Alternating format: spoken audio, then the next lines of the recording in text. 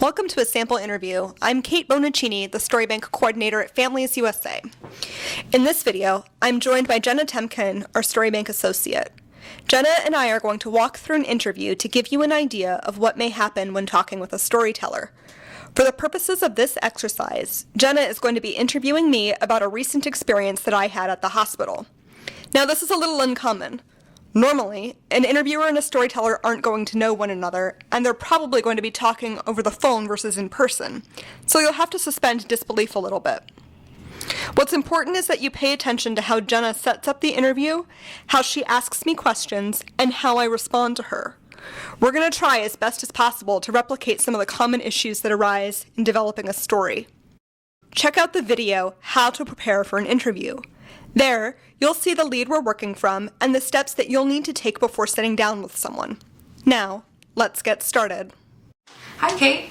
Hi, Jenna, right? Yeah, I'm Jenna. I'm with Families USA. We're a healthcare consumer advocacy nonprofit in Washington, D.C., and we've been around for more than 30 years. And our mission has always been to ensure that people have access to high quality and affordable healthcare. Okay. And so one of the ways we try to accomplish that goal is through our story bank. So for about the last 20 years, we've been talking to people across the country about their experiences with the healthcare system. And we found that by having people share their stories, it's a really powerful way of showing the need for high quality and affordable healthcare, and it also really highlights how healthcare policies are affecting real people. And so sometimes there are opportunities that come up for folks to share their stories. Okay. And those are in a variety of ways. So sometimes we get requests from the media, other nonprofits, or policymakers to have people share their stories. Okay. So I need to know, I'm a really private person, and I have a social media presence, like a Facebook account and everything, but I don't post on there. I don't really talk to reporters. It's not something I'm comfortable with. So I don't know if I feel comfortable sharing my story publicly. That makes a lot of sense. So during our conversation, I'm just going to take a couple notes, but all of those notes go into a confidential database that we have, and that will all remain private.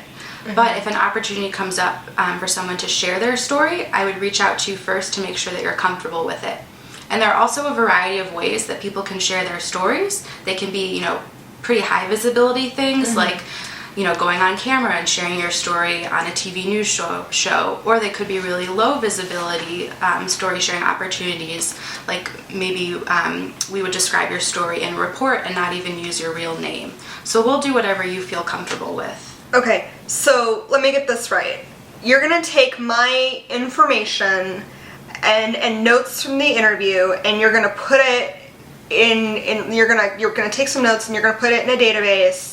So I gotta be really honest with you. I'm super paranoid about people selling my information and my data. So, are you gonna sell my stuff to a third party or something like that?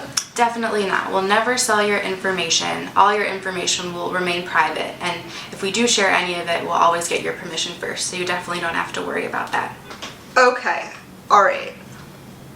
That sounds good. Okay. Do you have any other questions or concerns before we get started? No, nothing that I can think of right now. Okay. Well, let me know if you do. So is it okay if we move forward and dive into your story? Sure. Okay, great. Thanks. So I got your name and your contact information from a colleague, and she had told me that you had a story to share about a hospital readmission. So just to get started, could you tell me a little bit about what happened at the hospital? So I wasn't feeling good, and I went to the hospital because, I just wasn't feeling good. I went to the emergency room, and a nurse saw me, and she had someone draw some blood, and they ran some tests, and they blood work, and then they poked around a little bit, and she gave me some meds, and she sent me away. The next day, I was feeling even worse, so I went back, and the doctor ran a bunch of tests, and they figured out what was going on, and they sent me home. But, I just can't help but think that all this would have been avoided if I had just seen a doctor in the first place, and they had done their job from the get-go. Yeah, that sounds like it must have been really frustrating. Can you tell me more about what first brought you to the hospital? So I woke up covered in blood, and that's obviously not normal. I called my doctor, in my regular doctor, and because I was like, this has never happened to me before, and he turns out he had just retired, which was really super frustrating. Like, you'd think he'd have the decency to tell me in advance, but no, he just retired. And I got the receptionist, and the receptionist said, you need to go to the emergency room. Like, they didn't even put me on the phone with the doctor or anybody, they just like told me to go to the ER. So yeah, I went to the emergency room. That sounds like it must have been really scary. I mean, how were you feeling when you went to the hospital that first time? I was really frustrated because I kept trying to tell the doctor, look, I have this problem, and I didn't feel like they were taking me seriously at all. Is this a condition you've been dealing with for a while? Yeah, so I have a pre-existing condition, and I was diagnosed like, I don't know, maybe 6 years ago, but I've been in and out of the hospital my entire life, this time there was definitely something that was weird. This had never happened before. Mm-hmm. Would you mind telling me a little bit more about your condition? It's an autoimmune disease, but I don't really want to say any more than that. Okay. So it sounds like you do have a really great understanding of the seriousness of your condition. I mean, how did the healthcare providers at the hospital respond when you tried to communicate that? So when I went in, I told them, look, I have this condition, and the nurse that I saw, she didn't even know what it was. And let me tell you, it is not uncommon. And, she had just known her stuff a little bit better. She would have been able to get it. But she didn't. And I even had to spell it for her. And I told her, look, these are the complications. This is what can happen. And I was like telling her like the tests that needed to be done, because this is not my first time with this. It's the first time with all the blood and everything, but it's not my first time like having a complication from this condition. And she just didn't know what to do at all. She was completely incompetent. Yeah, that sounds like a pretty terrible experience. Yeah. So in an ideal world, how would your case have been handled differently that first time? So I really feel like the hospital should have listened to me, and the nurse really should have listened to me, and just taken my word for it. And I also feel like she should have given me more attention. You see, what was also happening at the same time, and I couldn't believe it, but there was this woman across the hall from me, and she started screaming, and she and the nurse were fighting back and forth, and at some point she ripped out her IV and she went missing, and nobody knew where she was, and the nurse got really upset, and they brought in different police officers and stuff like that to figure out where she was.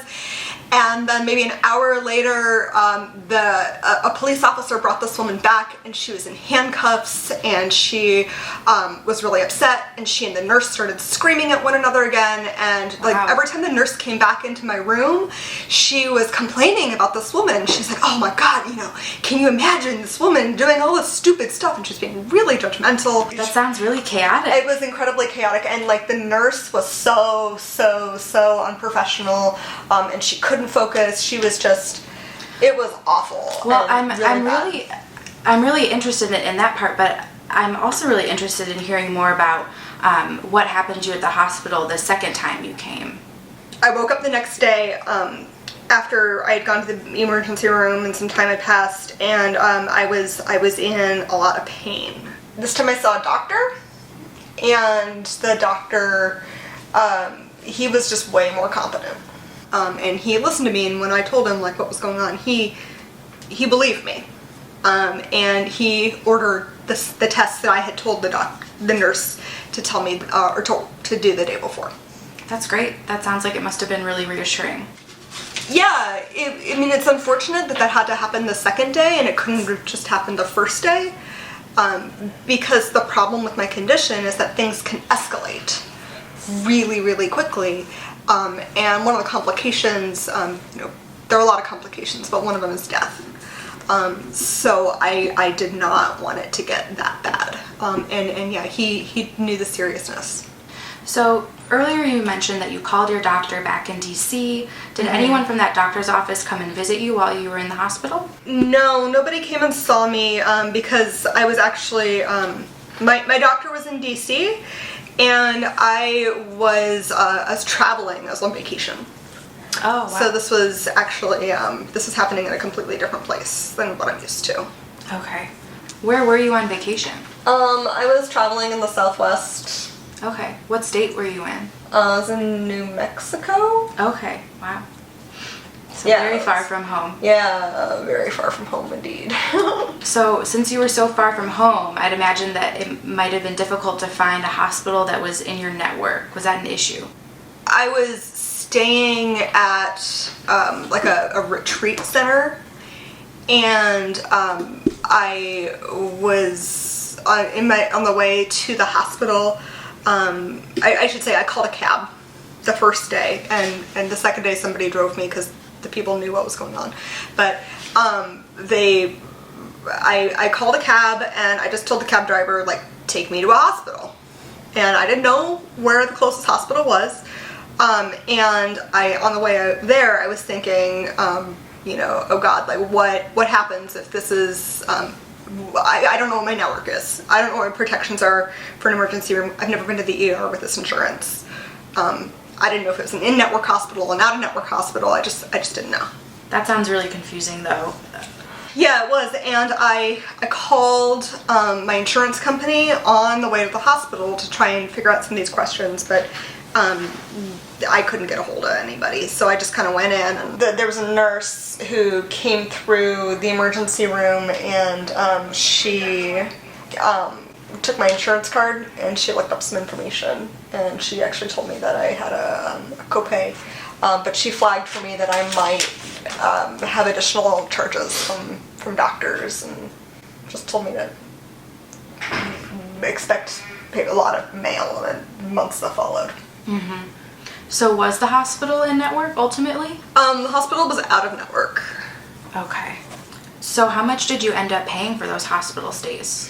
I got a lot of mail for a couple of months afterwards, and I think I ended up paying like a couple $100. Do you know if any of those were balance bills? What's that? Your insurance company has what they call an allowable amount for a certain healthcare service, and that's the most that they'll pay for that service. So when you go to a provider and get something done, sometimes that provider will charge more than what your insurance company is willing to pay. So the difference between those two can sometimes be charged to someone, and that's why it's called a balance bill, because you pay the balance. Does that make sense? Yeah, that does make sense. And I'm trying to remember, I think in the end, the only bills I really got were for the hospital.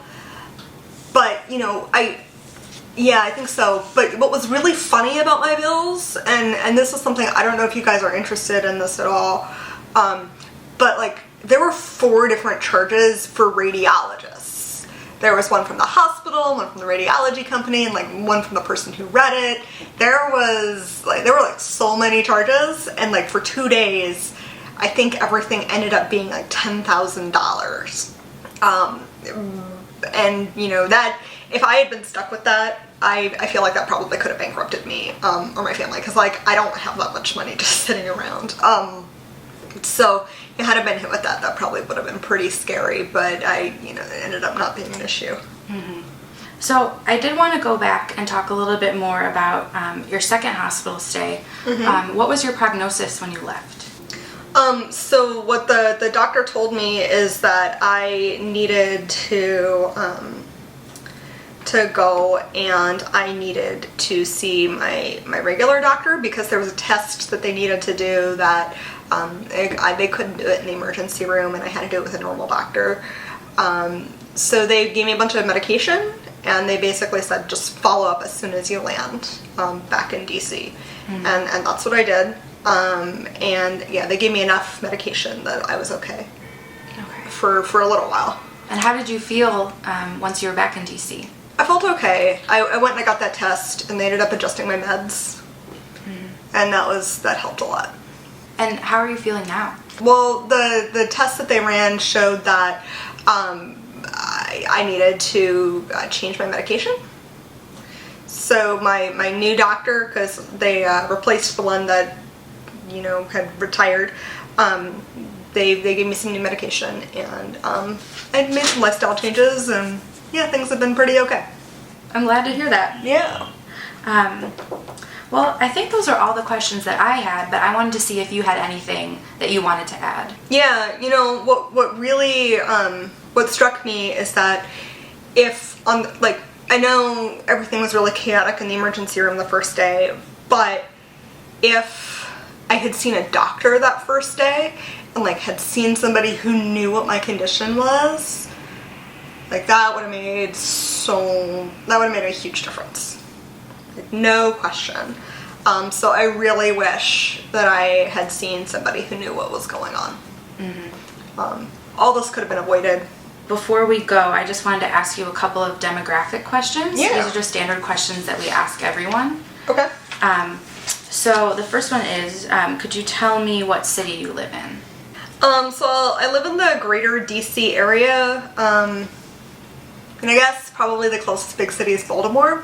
If you were to tell someone your street address, what city would you write down? It's just helpful for us to know. I guess I would say Annapolis, Okay. Maryland. Okay, great. And what's your race or ethnicity? I'm white. And then could you tell me your date of birth? Let's just say that I'm old enough to not be on my parents' plan. Okay. It is really helpful for us to know, though, just for our database to know how old you are. For your records, just say I'm under 30. Is that okay? Will that work? Sure, if that's what you're comfortable with. Yeah, I'm under 30. And then I know this can sometimes be a sensitive question, but would you mind sharing your yearly income? I'm middle income. I don't make six figures or anything, but I'm middle income. All right, well, I think that's all I have on my end. Do you have any more questions or concerns before we go? What kinds of opportunities might my story be a good fit for? We could be writing a report, maybe something about healthcare while traveling or out-of-network hospital visits. Okay.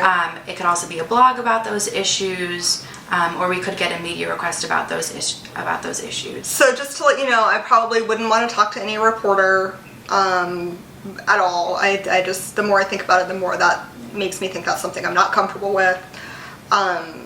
So I guess anything else, yeah, just give me a call. But I'm pretty sure a reporter is not something I want to do. Yeah, that makes sense. And I'll take a note that you don't want to talk to the media. Yeah, and especially something with a camera. That's just awful. Okay, no cameras. Got it. Like I said before, we put out reports, we put out blogs, we talk to policymakers and legislators. So there are other ways that you'd be able to share your story without talking to the media. Any other questions or concerns? No, I don't think so. Well, thanks so much again for taking the time to share your story with us. I'm sorry to hear all that happened to you, but I'm glad that everything's worked itself out in the end. Thanks. Okay. As you saw, I was pretty guarded throughout the interview. I wanted to complain about what was wrong. Jenna had to work to get me to talk about the emotional impact of my experience, and I was not forthcoming with many details. I didn't want to tell her about my condition or my demographic information, and I was really skeptical of sharing too much with her. Still, Jenna was able to draw out enough details to get a basic skeleton of the story. She picked up on new information not in the lead. She talked about my experience with out-of-network providers and my experience seeking emergency room care in a different state. She also teased out balance billing and explained it to me when I seemed unfamiliar with it. If this were a real interview, Jenna would now prepare a summary and internal comments. She might note my hesitancy in providing new information, occasional rambling, and my unwillingness to talk about my emotions. She would also make a special note of my desire to not speak to the media. Thanks for joining us. Hopefully that provides a bit more information about what you can expect in an interview.